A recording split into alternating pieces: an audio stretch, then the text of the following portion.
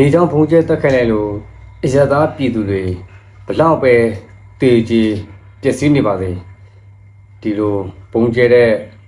လောက်ရက်ကိုလုံနေတဲ့ပိုင်လော့တွေခရူရှိတွေဒီအုပ်ဘူးတွေတော့ဘယ်တော့မှနောက်လိုက်ကြမှာမဟုတ်ပါဘူးဘာဖြစ်လဲဆိုတော့ဒီကောင်တွေကလင်းနဲ့ဘုံကျဲတိုင်းဆက်ဆက်ရနေလို့ပါပြီးခဲ့တဲ့မတ်လ10ရက်နေ့တုန်းကရခိုင်ပြည်နယ်ဒီအမ်းမြို့နယ်ဒီဒါလချောင်းဒေတာဒီစစ်သုံးဘက်အကျဉ်းစခန်းတစ်ခုကိုစစ်ကော်မရှင်လက်ထက်ကနေပြီးတော့မှလေကြောင်းဘုံကျဲတက်ခတ်ခဲ့ပါတယ်အဲ့ဒီမှာစစ်သုံးဘက်ဗိုလ်မှူးချုပ်မြစ်ရွှေအပါအဝင်ဒီတက်မှတ်မှုတွေဗိုလ်မှူးတွေပြီးတော့အရာရှိတွေစစ်တီအပါအဝင်ဒီအကျဉ်းသား116ဦးထိတေဆုံးပြီးတော့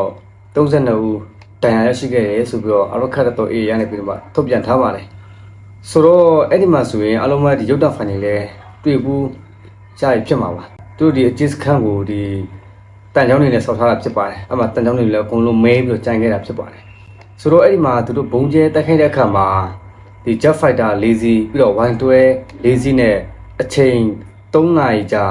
ပြီးတော့အချိန်ပေါင်း200နဲ့အထက်ဘုံကျဲတက်ခိုက်ခဲ့တယ်ဆိုပြီးတော့မှမီဒီယာတွေကနေပြီးတော့ဖော်ပြထားကြပါတယ်ဒီကော်မရှင်ကဘုံကျဲတက်ခိုက်လိုက်တဲ့လူတွေဟာတုံ့ပန်အဖြစ်နဲ့ရန်သူရှိမှလက်နက်ချအညံ့ခံတာတဲ့ညံ့ခံသွားတဲ့သူတို့ရဲ့ရဲဘော်ရဲဘက်တွေပဲဖြစ်ပါတယ်အရင်ကအနောက်ပိုင်းတဲ့စစ်ဌာနချုပ်ဒူတိုင်မှုဗိုလ်မှူးချုပ်တောင်းထွန်းနေပြီးတော့မှထွက်ဆိုထားတာရှိပါတယ်အဲ့ဒီမှာတော့ဒီဗိုလ်မှူးချုပ်မြစ်ရွှေကမင်းအောင်တဲ့ထဲပါသွားတယ်ပြီးတော့ဒီတတ်မှတ်မှုဗိုလ်မှူးတက်ထူးဆန်ကတော့သူကကန်ကောင်းပြီးတော့လွတ်သွားတယ်လို့ဆိုထားပါတယ်ပြီးတော့ဗိုလ်မှူးတွေဒီဗိုလ်မှူးအဆင့်တွေ3-5လောက်ပါသွားတယ်ပြီးတော့ရာရှိတွေလည်းပါသွားတယ်လို့ဆိုထားပါတယ်နောက်တော့ဒီစစ်တီတွေလည်းပါသွားပါတယ်ဆိုပြောရမယ်ဆိုရင်စစ်တပ်ကဒါဟာသူတို့ရဲ့ဒီစစ်တုံးမန်းတွေကိုဖမ်းဆီးထားတဲ့အကျဉ်းစခန်းမှတိတိကြီးနဲ့ကိုဘုံကျဲတိုက်ခိုက်သွားတာဖြစ်ပါတယ်ဒီရနဲ့ဆိုရင်ဒီဖြစ်စဉ်ကနှစ်ကြိမ်ရှိနေပါပြီသူတို့ရဲ့ဒီစစ်တုံးမန်းဖြစ်ရောက်ရှိနေကြတဲ့သူတို့ရဲဘော်ရဲဘက်တွေမိသားစုဝင်တွေကိုလိုက်ပြီးတော့ဒီတုတ်တင်ရှင်းလင်းနေတာပဲဖြစ်ပါတယ်ဆိုတော့ဒီဗိုလ်မှူးချုပ်တောင်းထွန်းရဲ့ပြောဆိုချက်လေးကိုတစ်ချက်လေးနားထောင်ကြည့်အောင်ပါ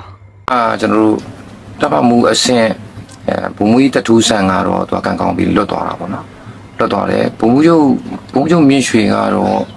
သူမီးလောင်တဲ့အဆောင်ထဲမှာသူရှိပါတယ်ဗိုလ်မှူးချုပ်မြင့်ရွှေပါသွားတယ်နောက်ဗိုလ်မှူးအဆင့်တွေ